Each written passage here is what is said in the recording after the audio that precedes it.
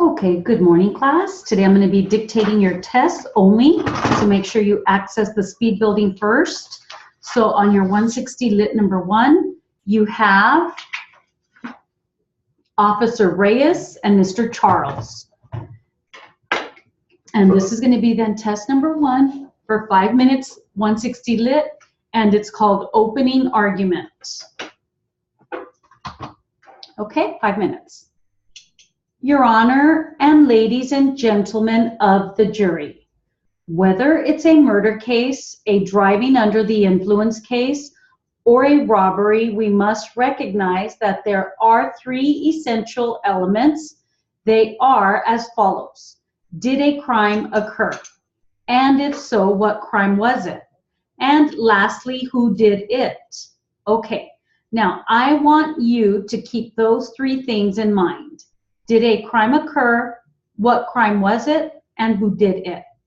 As I go through my argument, I will address all of those issues. At this moment, I just want to keep you informed about 3 things. Did a crime occur? What crime was it? And who did it? Now, I'm going to go over some of the instructions with you.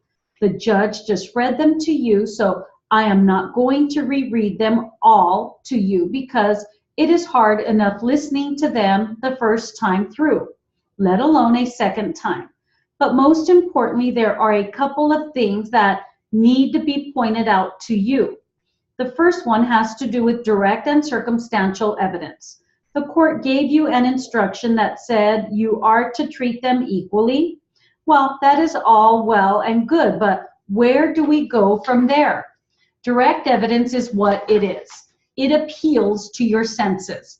If you can see it, if you can smell it, if you can taste it, if you can hear it, if you can feel it, that is direct evidence. Let's take for instance. Assume that you are driving down the road one night and you see a blinking yellow light on a construction barricade. Now, you saw it, that is direct evidence. As you are driving down the road, you see the blinking yellow light. Cars are slowing down to avoid the barrier. They are moving to the right lane to avoid the construction barrier. What is circumstantial evidence? Circumstantial evidence requires you to make an inference. You made the inference from watching the cars moving to the right that they must have seen the yellow blinking light.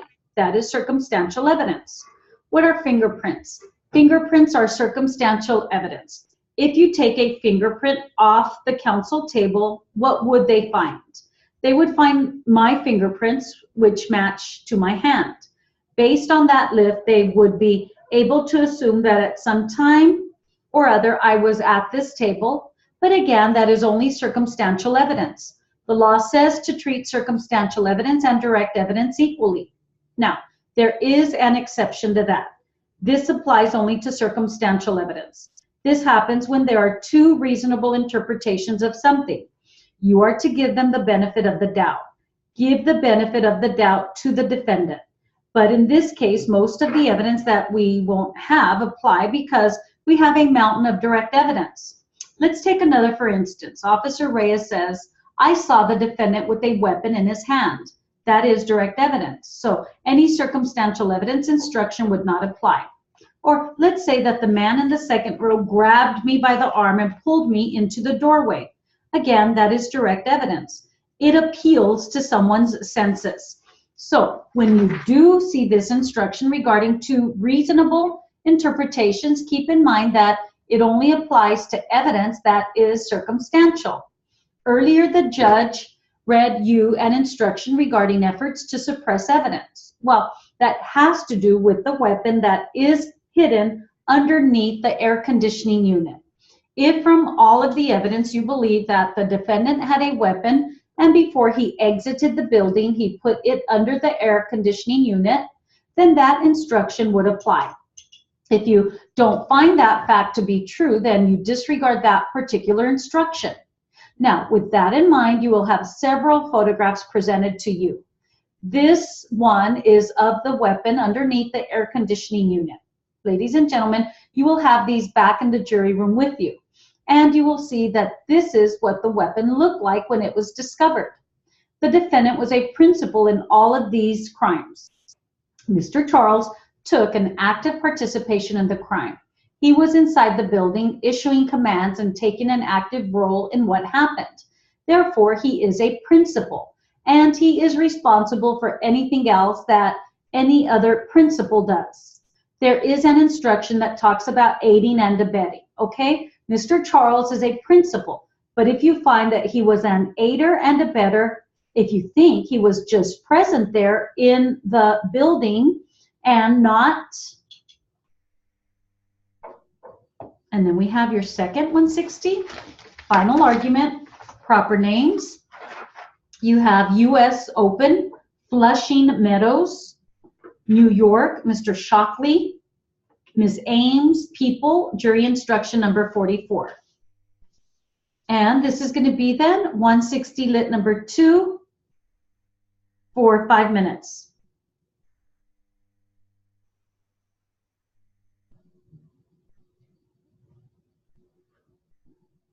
Okay. 160 number 2. Good morning, ladies and gentlemen of the jury, Your Honor and fellow colleagues. I would like you for a minute to try to envision that you are at the U.S. Open in Flushing Meadows, New York. You are there in the large arena. You are an avid spectator. What is going to happen in the last moments of the match? Well, it is the very last game. This game will decide who is the champion. Now, envision this. It is not only the last game, but the last play of the last match. Whatever happens is going to decide the match. Now, ladies and gentlemen, imagine that you are sitting in one of the best viewing seats. You are looking down at the court below. There are 2 people on the court, but you cannot tell which one is which. They are both wearing crisp white outfits, clean tennis shoes, and each one holds a racket. If their hair color were the same, you could not tell them apart. Now, one player has the responsibility of putting the ball over the net. The other player, the opponent, has the responsibility of hitting that ball and getting it back over the net. You are watching intently the happenings below you from your seat in the arena. The player with the ball raises his arm and hand, tosses the ball, and with a swoosh of the racket, he strikes the ball. There is no sound in the arena. No one dares to breathe. The only sound is the sound of the racket hitting the ball. The sound carries throughout the arena, loud and clear. It is the announcement that now the battle begins. The player does everything he can to get the ball over the net. He uses all his powers he has gained through years of training. He uses his know-how of where to place the ball in his opponent's side of the court. He must get the ball over the net because he would definitely like to win this match and the U.S. Open. Well, now, ladies and gentlemen of the jury, the ball is struck with a focused force. He hits it hard and it begins to sail to the other side of the court like a bullet. The opponent sees the ball coming.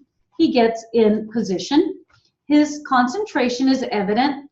He stares and even glares at the ball coming to his side of the court. The ball tips the net and goes sailing into the air. The referee yells net ball and the process starts all over again. The players get into position. They are pitting their wits and skills against each other to finally put an end to the match. The server again gets into position and the opponent stands motionless waiting for something to happen. Your Honor, and ladies and gentlemen of the jury, the point I am trying to make is that, as I told you in my opening statement, the defendant, Mr. Shockley, does not have to do anything in order to defend himself in this case. He can remain silent and mute. He does not have to move a muscle. He just needs to sit quietly. He can still win this case. Now, Ms. Ames has presented a lot of evidence to you. She has presented 25 pieces of evidence to you. There are some photographs and other items. Ms. Ames has also presented 10 witnesses. So if you add that up, it is quite a bit of evidence. Over 30 items of evidence, if you will. Again, 0 items of evidence on this side. Let's add that up, and it looks like 35 to 0. Now, there is an instruction which indicates that basically it is not incumbent upon the defendant to have to prove anything. It is up to the people to prove beyond a reasonable doubt that my client committed each and every crime that he has been charged with in the complaint. And no lack of testimony or evidence on my client's part will make up for any failure of the people to present evidence against him, particularly as to any essential elements of any of the crimes charged herein against him. Now, jury instruction 44 advises you not to make any decision based solely upon the number of witnesses that have been brought against my client. The mere number of witnesses and the amount of evidence that is presented should not be the controlling thought in your minds. You may not decide the issue of guilt on any of the counts by the simple process of counting the number of witnesses or weighing the voluminous amount of evidence that has been brought against him on this day and at this time. Okay, you all, that's it. Have a great day. Good luck. Those are very good.